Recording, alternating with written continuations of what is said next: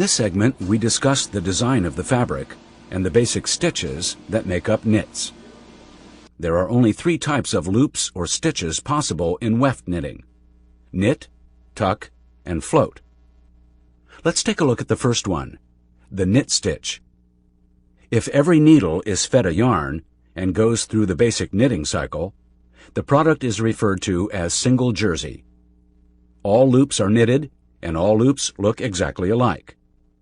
Look closely at this drawing of a regular knit loop. The length of yarn in that loop is called the stitch length. Notice how each loop has what can be identified as legs and a crown. The fabric at the left is technically the face side, and the stitches have an overall vertical appearance. On this side you see primarily legs rather than crown. The fabric at the right is technically the back, which takes on a horizontal appearance. In this view, you see mainly crowns. Referred to as a jersey stitch, stitches arranged in this pattern have a distinctly different look and feel from the face to the back.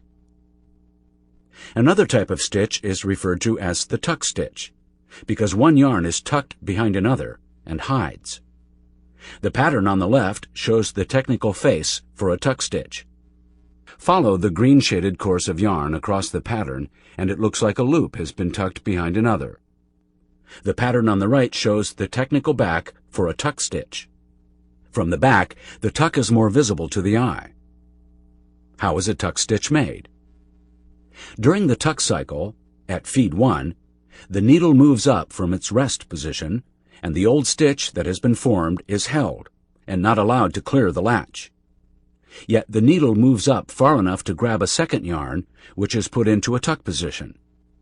Both yarns are then kept at the rest position. The knit cycle occurs with the next feed of yarn. At this time, both yarns are cleared. A new yarn is fed and pulled through both the held and tuck loops, forming a tuck stitch. The stress caused by holding one elongated stitch for an extra course causes more length shrinkage, but less in width than a regular knitted stitch. The tuck loop makes the fabric wider and thicker and slightly less extensible.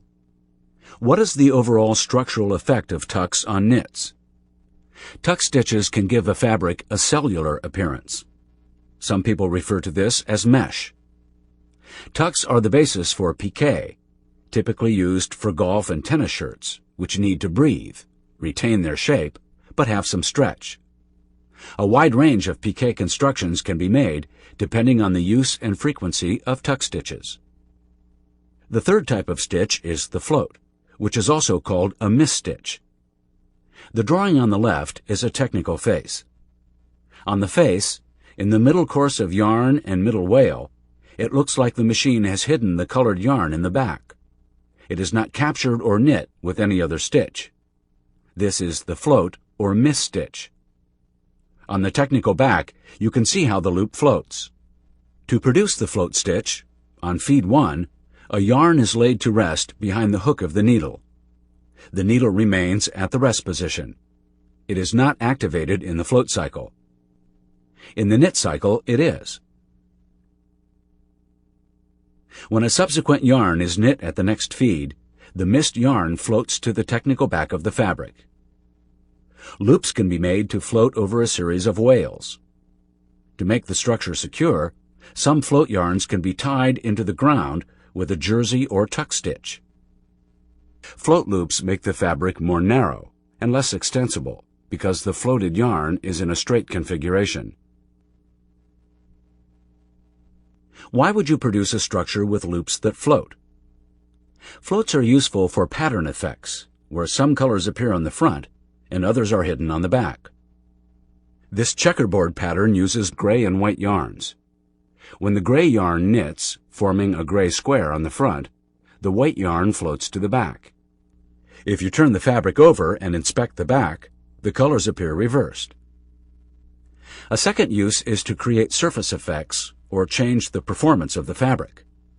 You can make loops float on one side of the fabric, then nap them to produce a fleece. If not napped, these floats can be used for aesthetics or function. You've just seen how 3 stitch formations can be used in different ways. All can be produced on warp or weft machines, or used for single or double knits.